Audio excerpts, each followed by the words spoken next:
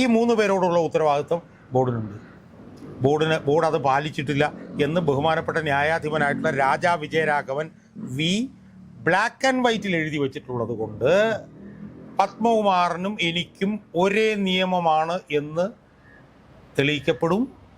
Padmakumar arrest ചെയ്യപ്പെടും. ഈ പത്മകുമാർ എന്ന് പറഞ്ഞ ആൾ, ഞാൻ പറയുന്നു, സാക്ഷാൽ പിണറായി വിജയൻ്റെ അറിവും അംഗീകാരത്തോടു കൂടിയല്ലാതെ ഒരു സംശയവും വേണ്ട ഇത് ചെയ്യില്ല. ഭാഗ്യവശാൽ അതൊന്നും നടപ്പിലാകാൻ പോണില്ല. ആ നടപ്പിലാകാൻ പോകാത്തതിൻ്റെ കാരണം എന്താണെന്ന് ചോദിച്ചാൽ, ഹൈക്കോടതിയിൽ വി രാജാ വിജയരാഘവൻ എന്ന് പറഞ്ഞ നട്ടലുള്ള സ്പൈനുള്ള ഒരു ന്യായാധിപൻ അവിടെ ഇരിപ്പുണ്ട്. നമസ്കാരം. ശബരിമല സ്വർണ്ണക്കൊള്ളയുമായി ബന്ധപ്പെട്ട് നിരവധി വാർത്തകൾ വീണ്ടും വന്നുകൊണ്ടിരിക്കുന്നു. 5 പേർ ഇതുവരെ അറസ്റ്റിലായി, വാസു ഉൾപ്പെടെ. അപ്പോഴും ഉയരുന്നൊരു സംശയം, പത്മകുമാർ ഇതുവരെ അറസ്റ്റിലായിട്ടില്ല എന്നുള്ളതാണ്. 2 തവണ SIT ചോദ്യം ചെയ്യാൻ വിളിപ്പിച്ചിട്ട് പോലും അദ്ദേഹം ഹാജരാകാൻ തയ്യാറായിരുന്നില്ല. പിന്നീട് അവർ സ്വരം കടുപ്പിച്ചപ്പോഴാണ് അദ്ദേഹം ചോദ്യം ചെയ്യലിന് ഹാജരാകാൻ തയ്യാറായത്. പക്ഷേ അദ്ദേഹത്തെ അറസ്റ്റ് ചെയ്യുന്നില്ല. വാസുവിനെ അറസ്റ്റ് ചെയ്ത് 4-5 ദിവസമായിട്ടും പത്മകുമാറിനെ അറസ്റ്റ് ചെയ്യുന്നില്ല. അതിൻ്റെ പിന്നിൽ എന്തൊക്കെയോ ഇടപെടലുകൾ നടക്കുന്നുണ്ട് എന്നൊക്കെയുള്ള ഒരു കിംവദന്തികളോ ആരോപണങ്ങളോ ഒക്കെ ഇപ്പോൾ അന്തരീക്ഷത്തിൽ ഉയർന്നു കേൾക്കുന്നുണ്ട്. കാരണം ഈ അന്വേഷണം ഇത്രയും വളരെ കാര്യക്ഷമമായി മുന്നോട്ട് പോയിക്കൊണ്ടിരിക്കുമ്പോൾ പത്മകുമാറിൻ്റെ കാര്യം എത്തുമ്പോൾ അങ്ങനെ സംഭവിക്കാൻ സാധ്യതയുണ്ടോ? ഇല്ല സുമേഷ്, ഞാൻ ഇത് ഇങ്ങനെ രാവിലെ ഇങ്ങനെ ആലോചിക്കുക. കാരണം ഈ അടുത്ത കാലത്ത് എന്നെ അറസ്റ്റ് ചെയ്യാനൊരു ശ്രമം നടന്നിരുന്നു. അപ്പോൾ അത് സംബന്ധിച്ച് കോടതി നടപടികളിൽ വന്നപ്പോൾ കോടതി പോലീസിനോട് ചോദിച്ചൊരു ചോദ്യം എൻ്റെ മനസ്സിൽ ഇന്ന് ഉയർന്നു വന്നു. കോടതി ചോദിച്ചത്, നിങ്ങൾ എറണാകുളം റൂറൽ പോലീസ് സ്റ്റേഷനിൽ 26/10 11 മറ്റായിരുന്നു മാസം വൈകിട്ട് 6:05 നിങ്ങൾ FIR ഇട്ടു. എറണാകുളത്ത് FIR ഇട്ടിട്ട് നിങ്ങൾ 1 മണിക്കൂർ 55 മിനിറ്റ് കഴിഞ്ഞപ്പോൾ തിരുവനന്തപുരത്ത് ഇയാളെ അറസ്റ്റ് ചെയ്തു. അതെന്താണ് ആ മറിമായം എന്ന് അന്ന് കോടതി പോലീസിനോട് ചോദിച്ച് ഞാനിപ്പോൾ ഓർക്കുന്നത്. അപ്പോൾ എറണാകുളത്ത് FIR ഇട്ട് 1 മണിക്കൂർ 55 മിനിറ്റിനുള്ളിൽ എന്നെ തിരുവനന്തപുരത്ത് അറസ്റ്റ് ചെയ്തു. മറുഭാഗത്ത്, അപ്പോൾ ഞാനൊരു സാധാരണ പൗരൻ, മറുഭാഗത്ത് CPM-ൻ്റെ ദീർഘകാലത്തെ ജില്ലാ കമ്മിറ്റി അംഗവും ദീർഘകാലം സംസ്ഥാന സെക്രട്ടേറിയറ്റ് അംഗവും 2017 നവംബർ 14 മുതൽ ദേവസ്വം ബോർഡിൻ്റെ പ്രസിഡൻ്റുമായിരുന്ന പത്മകുമാർ. അയാൾ 5 ദിവസം മുമ്പ് അറസ്റ്റ് ചെയ്ത വാസു എന്തൊക്കെ കുറ്റങ്ങൾ ചെയ്തിട്ടുണ്ടോ അതെല്ലാം അയാളും ചെയ്തിട്ടുണ്ട്. പുതുതായിട്ട് ഇനിയിപ്പോൾ ഒന്നും കണ്ടുപിടിക്കേണ്ട കാര്യമില്ല. കാരണം അയാൾ പ്രസിഡന്റ് ആയിരുന്നപ്പം കമ്മീഷണറായിരുന്നു വാസുവിനെ അറസ്റ്റ് ചെയ്തു. അപ്പോൾ സ്വാഭാവികമായും ഇപ്പം ഞാനിന്ന് നോക്കുമായിരുന്നു, 9/10/2025 ദേവസ്വം വിജിലൻസിൻ്റെ റിപ്പോർട്ട് വന്നത്. 9/10/2025 അതിൽ വളരെ കൃത്യമായിട്ട് പറയുന്നുണ്ട്, ഇത്തരം കാര്യങ്ങളൊന്നും ബോർഡ് അറിയാതെ നടക്കില്ല എന്നുള്ളത്. അതുകൊണ്ട് ബോർഡ് അധികാരികളുടെ ഇതുമായിട്ടുള്ള ബന്ധവും അന്വേഷണ വിധേയമാക്കണം എന്ന് പറഞ്ഞ ദേവസ്വം വിജിലൻസിൻ്റെ റിപ്പോർട്ട് വന്നത് 9/10/2025. അപ്പോൾ 10/10 കഴിഞ്ഞു, ഇപ്പോൾ 11/10 കഴിഞ്ഞ് 11/15 അല്ല 15-ാം തീയതിയായി, 11 മാസം. അതെ. ഇതിനിടയിൽ ഉണ്ണികൃഷ്ണൻ പോറ്റി അറസ്റ്റ് ചെയ്യപ്പെട്ടു, മുരാരി ബാബു അറസ്റ്റ് ചെയ്യപ്പെട്ടു, സുധീഷ് കുമാർ അറസ്റ്റ് ചെയ്യപ്പെട്ടു, ബൈജു അറസ്റ്റ് ചെയ്യപ്പെട്ടു, വാസു അറസ്റ്റ് ചെയ്യപ്പെട്ടു, ജയശ്രീ അറസ്റ്റ് ചെയ്യാൻ പോകും.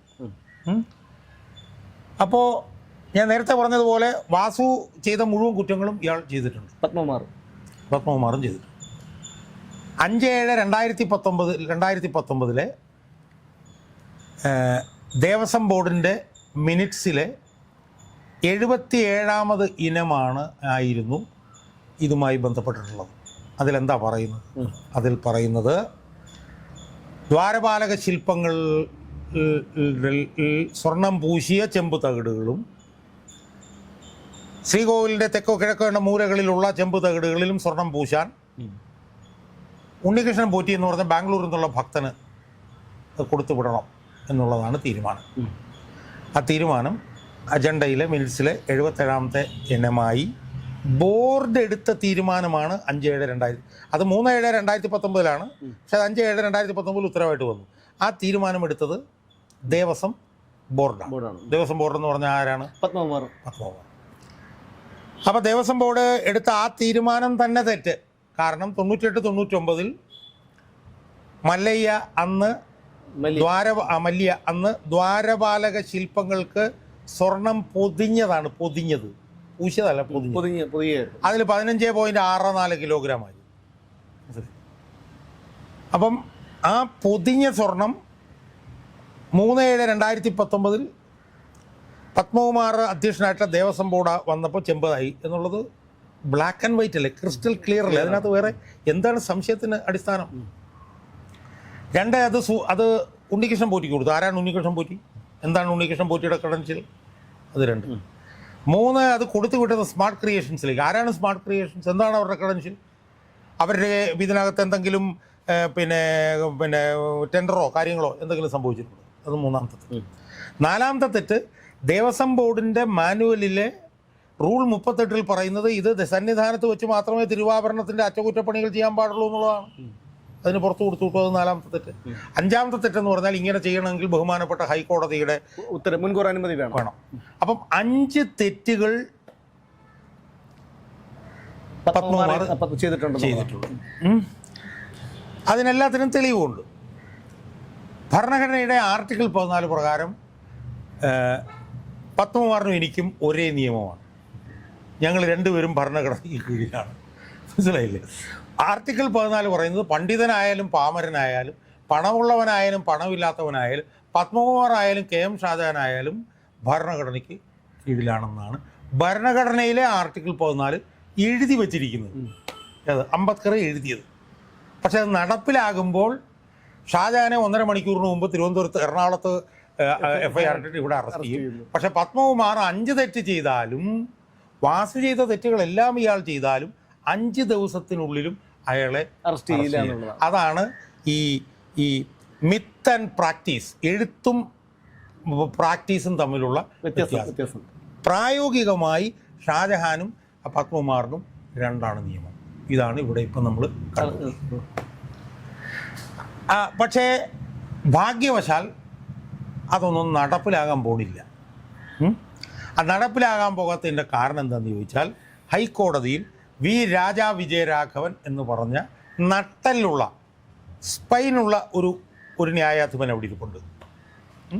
അയാൾക്ക് മുമ്പ് ഒരുപാട് ദേവസ്വം ബെഞ്ചിൽ ഒരുപാട് ന്യായാധിപന്മാർ വന്നിരുന്നിട്ടുണ്ട്. അവരുടെ ഒന്നും കാര്യമൊന്നും ഞാൻ പറയുന്നില്ല. അത് ചിലതൊക്കെ ഞാൻ വേറെ ചില വീഡിയോകളിൽ ഞാൻ പറഞ്ഞോളാം. പക്ഷേ അവരെയൊന്നും പോലല്ല ഇയാൾ. അവർക്ക് സ്പൈനില്ല, ഇയാൾക്ക് സ്പൈൻ ഉണ്ടെന്നൊന്നും ഞാൻ പറയാൻ തയ്യാറില്ല. കാരണം അങ്ങനെ പറഞ്ഞാൽ എനിക്കെതിരെ കോടതി ലക്ഷ്യം വരും. അതാണ് സത്യമെങ്കിൽ പോലും. അതുകൊണ്ട് പറയാൻ ഞാൻ. പക്ഷെ ഇയാൾ കണക്ക് കൂട്ടി ഇറങ്ങിയിട്ടുണ്ട്. അയാളുടെ വിധിന്യായത്തിൽ പറഞ്ഞിട്ടുണ്ട്. 2-3 കാര്യങ്ങൾ ഞാൻ പറയാം. ഒന്ന്, അയാളുടെ 7ാമത്തെ വിധിന്യായത്തിൽ രാജാ വിജയരാഘവൻ പറഞ്ഞു, ഇത് ഒറ്റയ്ക്കൊറ്റയ്ക്ക് നടന്നൊരു സംഭവമല്ല. This is part of A well organised conspiracy. എന്നിട്ട് ഇതൊരു സുസംഘടിതമായ ഒരു ഗൂഢാലോചന. ആ ഗൂഢാലോചന നടന്നത് 2019 തെറ്റ് മറച്ചു വെക്കാൻ 2025 തെറ്റ് ചെയ്തതാണ്. അപ്പോൾ 2019 തെറ്റ് നടന്നു എന്നുള്ളത് അയാൾ അവിടെ പറഞ്ഞു വെച്ചു. എന്നിട്ട് ഗൂഢാലോചനയ്ക്ക് 9 കാരണങ്ങൾ അയാൾ പറഞ്ഞു. ആ 9 കാരണങ്ങളിൽ അയാൾ കൃത്യമായി പറയുന്ന 2-3 കാര്യങ്ങളുണ്ട്. ഒന്ന്, ഇത് അവിടെ ഇവിടെയും ചെറിയ ചെറിയ പരൽമീനുകൾ നടത്തിയ സാധനമല്ല. ഇത് ദേവസ്വം ബോർഡിലെ ഉന്നതരുൾപ്പെടെ അറിഞ്ഞിട്ടുകൊണ്ട് നടത്തിയ കളിയാണ്. അതുകൊണ്ട് അതിൻ്റെ എല്ലാ ഫാസറ്റ്സും എല്ലാ തലങ്ങളും അന്വേഷിക്കണം എന്ന് അയാൾ പറഞ്ഞിട്ടുണ്ട്. 2, അയാൾ പറഞ്ഞിട്ടുണ്ട് ദേവസ്വം ബോർഡിലെ എല്ലാവന്മാരുടെയും റോളും കോംപ്ലിസിറ്റിയും അന്വേഷിക്കണം. അവരുടെ പങ്കും പങ്കാളിത്തവും അന്വേഷിക്കണം. 3, ഫ്രം ദ അപ്പർ എഷലൻസ് ഡൗൺവേർഡ്സ് എന്ന് പറഞ്ഞാൽ ഏറ്റവും മുകളിലിരിക്കുന്നവൻ മുതൽ താഴെ ഇരിക്കുന്നവൻ വരെ എന്നാണ് പറഞ്ഞത്. എന്നിട്ട് അദ്ദേഹത്തിൻ്റെ നവംബർ 5-ാം തീയതിയിലത്തെ വിധിന്യായം അവസാനിപ്പിക്കുമ്പോൾ പറയുന്നുണ്ട്, ദേവസ്വം ബോർഡിലെ ഇന്ന നിയമപ്രകാരം ദേവസ്വം ബോർഡിന് 3 പേരോട് ഉത്തരവാദിത്തമുണ്ട്. ഒന്ന് ടുവേർഡ്സ് ദ ഡയറ്റി എന്ന് പറഞ്ഞാൽ ഭഗവാൻ, ഒന്ന് ടുവേർഡ്സ് ദി ഡിവോട്ടി വിശ്വാസി പിന്നെ ഭക്തന്മാർ, 3 ടുവേർഡ്സ് ദ സ്റ്റേറ്റ് ഭരണകൂടം. ഈ 3 പേരോടുള്ള ഉത്തരവാദിത്വം ബോർഡിനുണ്ട്. ബോർഡ് അത് പാലിച്ചിട്ടില്ല എന്ന് ബഹുമാനപ്പെട്ട ന്യായാധിപനായിട്ടുള്ള രാജാ വിജയരാഘവൻ ബ്ലാക്ക് ആൻഡ് വൈറ്റിൽ എഴുതി വച്ചിട്ടുള്ളത് കൊണ്ട് പത്മകുമാറിനും എനിക്കും ഒരേ നിയമമാണ് എന്ന് തെളിയിക്കപ്പെടും. പത്മകുമാർ അറസ്റ്റ് ചെയ്യപ്പെടും, ഉറപ്പായിട്ടുള്ള കാര്യമാണ്. കാരണം അത് അറസ്റ്റ് ചെയ്യപ്പെട്ടില്ലെങ്കിൽ അന്വേഷണ സംഘത്തിന് പണി അവിടുന്ന് വരും. ഹൈക്കോടതി എറണാകുളത്ത്. അതാണ് താങ്കൾ പറഞ്ഞതുപോലെ ഈ വാസു ചെയ്തിട്ടുള്ള അതേ കുറ്റകൃത്യങ്ങളെല്ലാം അതേ തീവ്രതയോടെ തന്നെ ചെയ്തിട്ടുണ്ട് പത്മകുമാറിന്. അപ്പോൾ പത്മകുമാറിന് സ്വാഭാവികമായിട്ടും ഇപ്പോൾ തദ്ദേശ സ്ഥാപനങ്ങളുടെ തെരഞ്ഞെടുപ്പ് അടുത്ത് വരികയാണ്. അങ്ങനെ വരുമ്പോൾ ഇപ്പോൾ ചില മാധ്യമങ്ങളൊക്കെ പരോക്ഷമായിട്ടൊക്കെ റിപ്പോർട്ട് ചെയ്തിരുന്നു CPM ഇയാളെ അറസ്റ്റ് ചെയ്യാതിരിക്കാനുള്ള ഇടപെടലുകളൊക്കെ നടത്തിക്കൊണ്ടിരിക്കുന്നുണ്ടെന്ന്. പക്ഷേ കൃത്യമായി നമ്മളൊക്കെ ഇത് നിരീക്ഷിച്ചിരിക്കുന്നത് കൊണ്ട് ഒരിക്കലും അത് സാധ്യമല്ല എന്ന് നമുക്ക് കരുതേണ്ടി വരും. അങ്ങനെ എന്തെങ്കിലും ഒരു ഇടപെടൽ ഇതിൽ നടക്കുന്നുണ്ടോ? കാരണം ഇത്രയും വലിയൊരു സമ്മർദ്ദം നടത്തി ഇത് തെരഞ്ഞെടുപ്പ് കഴിയുന്നത് വരെ, തെരഞ്ഞെടുപ്പിന് ഇനിയും ദിവസങ്ങളുണ്ട്, അതുവരെ എന്തായിരുന്നാലും ഇത് നടത്തിക്കൊണ്ട് പോകാനൊന്നും കഴിയില്ല. അതിനു മുമ്പ് തന്നെ റിപ്പോർട്ട് കൊടുക്കേണ്ടതുണ്ട് കോടതിക്ക്. അതായത് ഇയാളെ അറസ്റ്റ് ചെയ്യാതെ കഴിയില്ല എന്നുള്ളത് ഞാൻ പറഞ്ഞു. അറസ്റ്റ് ചെയ്തില്ലെങ്കിൽ അത് കോടതി ലക്ഷ്യമാവും. കോടതിയുടെ പണി അതിനകത്തുനിന്ന് വരും. ഇനി നമ്മൾ ചർച്ച ചെയ്യേണ്ട ഒരു പ്രധാനപ്പെട്ട വിഷയം എന്താ? ഇയാളുടെ അറസ്റ്റ് കൊണ്ടുണ്ടാകാൻ പോകുന്ന പ്രത്യാഘാതങ്ങൾ എന്താ? നമ്മൾ ചർച്ച ചെയ്യണം. കാരണം ഇടതുപക്ഷവും അവരുടെ സർക്കാരും പഞ്ചായത്ത് തെരഞ്ഞെടുപ്പിലേക്ക് പോവുകയാണ്. 3.0 എന്നും പറഞ്ഞിട്ടാണ് പോയിക്കൊണ്ടിരിക്കുന്നത്. ബീഹാറിൽ ജയിച്ചുകൊണ്ട് തങ്ങൾ ഇവിടെ ജയിക്കും എന്നൊക്കെ പറഞ്ഞിട്ട് നിൽക്കുകയാണ്. ഡിസംബർ 9-നും 11-നുമാണ് തെരഞ്ഞെടുപ്പ്. ഇപ്പോൾ ഏതാണ്ട് ഒരു 60-65-70% തദ്ദേശ സ്ഥാപനങ്ങൾ അവരുടെ കയ്യിലും. ഒക്ടോബർ 29-ന് ഒരു പത്രസമ്മേളനം നടത്തിയിട്ട് സ്ത്രീകൾക്ക് 1000 രൂപ വെച്ച് കൊടുത്തു, അവർക്കത് കൊടുത്തു, ഇത് കൊടുത്തു, 1600 2000 ആക്കുന്നു എന്നൊക്കെ പറഞ്ഞ് മപ്പടിച്ച് ഇങ്ങനെ നിൽക്കുകയാണ്. തുടക്കത്തിൽ പറഞ്ഞിരുന്ന ഉദ്യോഗസ്ഥന്മാരാണ് ഞങ്ങൾക്കൊന്നുമില്ല എന്ന് പറഞ്ഞു. പക്ഷേ വാസുവിൻ്റെ അറസ്റ്റോടുകൂടി അത് പോയി. വാസു വന്നപ്പോൾ തന്നെ പകുതി ഹൃദയസ്തംഭനം വന്നു. ഇനിയിപ്പോൾ വരാൻ പോകുന്നത് പത്മകുമാർ, അതിൻ്റെ പുറകെ പ്രശാന്തും വരും. പക്ഷേ പ്രശാന്തിനേക്കാൾ CPMനെ ഞെട്ടിക്കാൻ പോകുന്ന പത്മകുമാറാണ്. കാരണം എന്താ? പത്മകുമാർ MLA ആയിരുന്നു. പത്മകുമാർ പതിറ്റാണ്ടുകളോളം പത്തനംതിട്ട ജില്ലാ കമ്മിറ്റി അംഗമായിരുന്നു. പത്മകുമാർ പതിറ്റാണ്ടോളം ജില്ലാ സെക്രട്ടേറിയറ്റ് മെമ്പറായിരുന്നു. അതിലൊക്കെ ഉപരി ഒരു 6 മാസം മുമ്പ് വരെ പത്തനംതിട്ട ജില്ലയിലെ ഏറ്റവും പ്രധാനപ്പെട്ട VS പക്ഷക്കാരനായിരുന്നു പത്മകുമാർ. മനസ്സിലായില്ലേ? VS പക്ഷക്കാരനായി. അല്ല, ഈ VS ഞാനൊരു മിനിറ്റ് പറയട്ടെ. അതായത് ഈ പത്തനംതിട്ട ഈ VS പിണറായി തർക്കത്തിൻ്റെ സമയത്ത് VSനോടൊപ്പം ഉറച്ചു നിന്ന ഒരു ജില്ലയാണ്.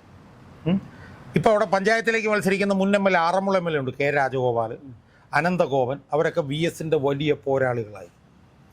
യഥാർത്ഥത്തിൽ ഈ പത്മകുമാറിനെ ഉപയോഗിച്ചുകൊണ്ടാണ് പിണറായി വിജയൻ പത്തനംതിട്ട ജില്ല പിടിച്ചെടുത്തത്. യഥാർത്ഥത്തിൽ അതിൻ്റെ ഒരു പാരിതോഷികവും കൂടിയായിരുന്നു ഈ ഒരു ദേവസ്വം ബോർഡ് പ്രസിഡന്റ് സ്ഥാനം. അല്ല, ഈ പത്മകുമാറിന് പിണറായി വിജയനോടുള്ള വിധേയത്വത്തെക്കുറിച്ച് പറയാനൊരു കാരണം കൂടിയുണ്ട്.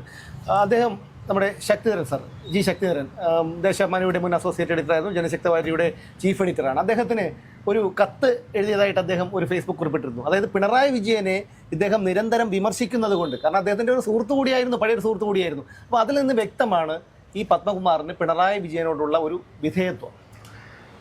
ഞാൻ പറഞ്ഞല്ലോ, ഇപ്പം ജില്ല പിടിച്ചു കൊടുത്തത് അങ്ങനെയാണ് അയാളെ പ്രസിഡന്റാണ്.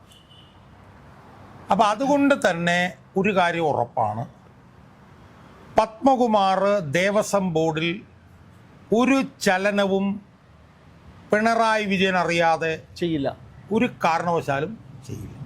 1. 2, അയാൾ ചെയ്തത് എന്താ?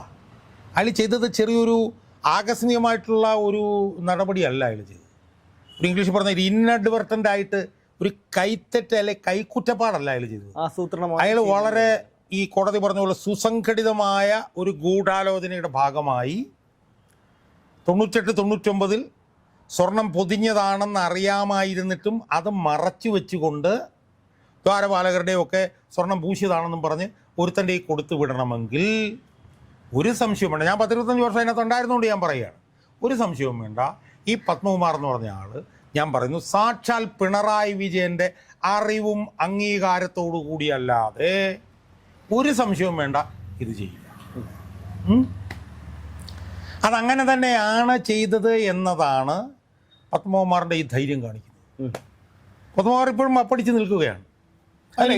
മുഖത്ത് ഒരിക്കലും അറിയില്ല. കാരണം എന്ന് വെച്ച് കഴിഞ്ഞാൽ നമ്മൾ ഇത് നിരീക്ഷിച്ചാൽ അറിയാം, വാസു അകത്താകാമെങ്കിൽ എന്തായാലും പത്മകുമാറിലേക്ക് അന്വേഷണം എത്തും. ഇനി അന്വേഷണ ഉദ്യോഗസ്ഥർക്ക് ഇതിലൊന്നും ചെയ്യാൻ കഴിയില്ല, കാരണം കോടതിയിലെ കാര്യം ബോധിപ്പിക്കേണ്ടതുണ്ട്. അതുകൊണ്ട് എന്തുകൊണ്ട് പത്മകുമാറിനെ അറസ്റ്റ് ചെയ്തില്ല എന്നൊരു ചോദ്യം ഉള്ളത് കൊണ്ട് അറസ്റ്റ് എന്തായിരുന്നാലും അത് അനിവാര്യമായിട്ടുള്ളൊരു ഘടകം തന്നെയാണ് ഇതിൽ. അതുകൊണ്ട് പത്മകുമാർ ഇതൊക്കെ പറയുമ്പോഴും പത്മകുമാറിൻ്റെ മുഖത്തൊരു ഭയമുണ്ട്. ആ ഭയം നമുക്ക് കാണാൻ കഴിയും. പത്മകുമാറിനൊരു ഭയമൊക്കെ ഉണ്ടാവും, കാരണം പത്മകുമാർ ജയിലിൽ പോകുന്നതിൻ്റെ ഒരു ഭയമൊക്കെ ഉണ്ടാവും. പക്ഷേ പത്മകുമാറിനൊരു ആത്മധൈര്യമുണ്ട്. അല്ല അതിൽ അവിടെ ഒന്നുകൂടെ അതിലേക്ക് അല്ല ഒരു മിനിറ്റ് അതോടൊപ്പം തന്നെ പത്മകുമാറിന് മറ്റൊരു കാര്യത്തെക്കുറിച്ച് ഉത്തമ ബോധ്യമുണ്ട്. കാരണം കൂടെ നിൽക്കുന്നവൻ ആരായാലും തൻ്റെ തടിക്ക് കേടുണ്ടാകുമെന്ന് ബോധ്യമാകുന്ന നിമിഷം പിണറായി വിജയൻ അയാളെ ബലിയാടാക്കും എന്നുള്ള കാര്യം പത്മകുമാറിന് നല്ല ഉറപ്പാണ്. ഉദാഹരണം ശിവശങ്കരൻ ഉൾപ്പെടെയുള്ള അതൊക്കെ ശരിയാണ്. പക്ഷെ അതൊക്കെ ശരിയാണെന്ന് പറയുമ്പോഴും പത്മകുമാർ ജയിലിലാകുന്നതിൽ ഏറ്റവും കൂടുതൽ ആശങ്കയുള്ള ഏറ്റവും പ്രധാനപ്പെട്ട ആൾ പിണറായി വിജയനാണ്. കാരണം പത്മകുമാർ ജയിലിലാകുന്നൊരു സാഹചര്യം വരുമ്പോൾ പത്മകുമാർ എന്തെങ്കിലും വെളിപ്പെടുത്തിയാൽ, ഇപ്പോൾ വാസു അകത്തായി പോയത് എങ്ങനെയാണ്? സുധീഷ് കുമാർ വെളിപ്പെടുത്തിയിട്ടാ.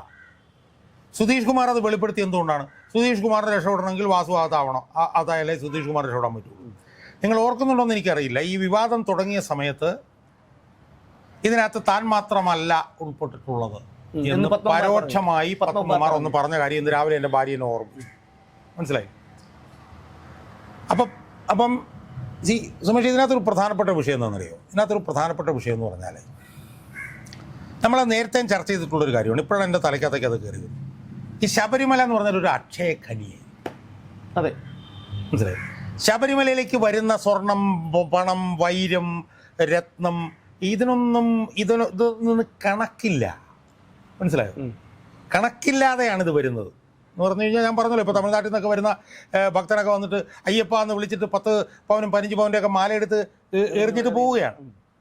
അപ്പോൾ കണക്കില്ലാത്ത സമ്പത്താണ് അവിടെ വന്നുകൊണ്ടിരുന്നത്. 1. 2, ഇതിനൊന്നും കണക്കുമില്ലായിരുന്നു.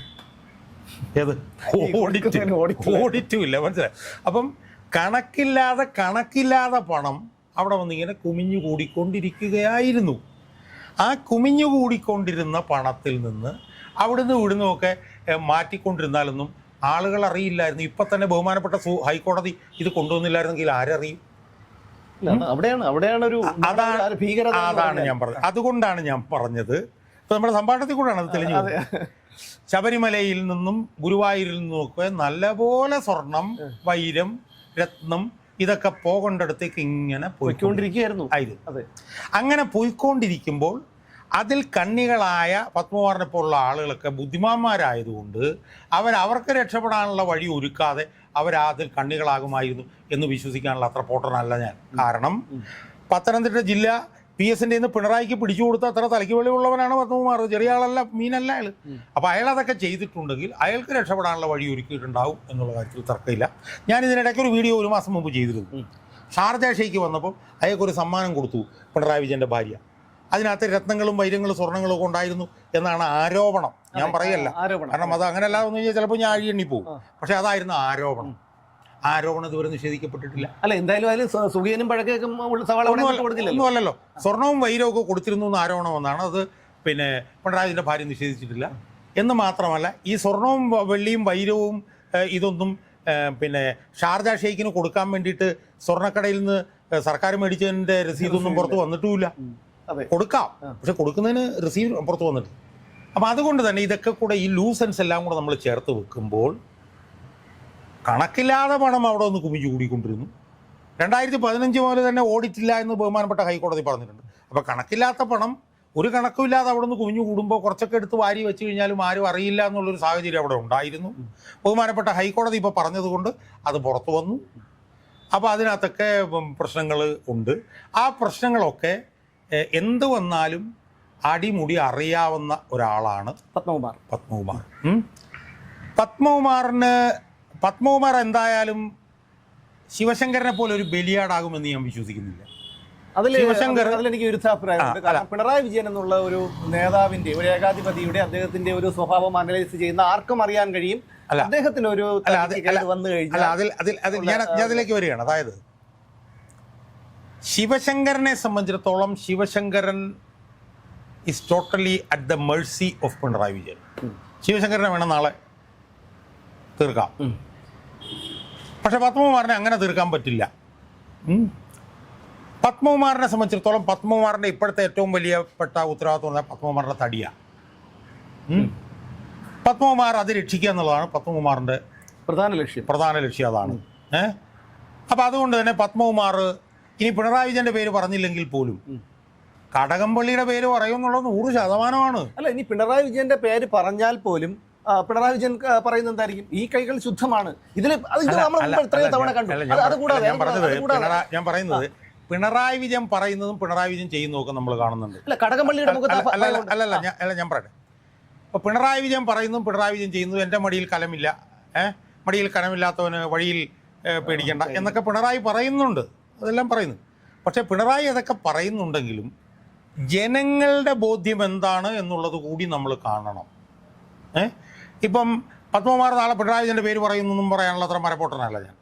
പക്ഷേ പിണറായി വിജയൻ്റെ പേര് പത്മകുമാർ പറഞ്ഞാൽ പിണറായി വിജയൻ വന്നിട്ട് എനിക്കൊന്നുമില്ല എന്ന് പറയുന്നതും അത് ജനങ്ങൾ എന്ത് വിശ്വസിക്കുന്നുള്ളതും രണ്ടും രണ്ടാണ് എന്നുള്ളത് നമ്മൾ കാണണം.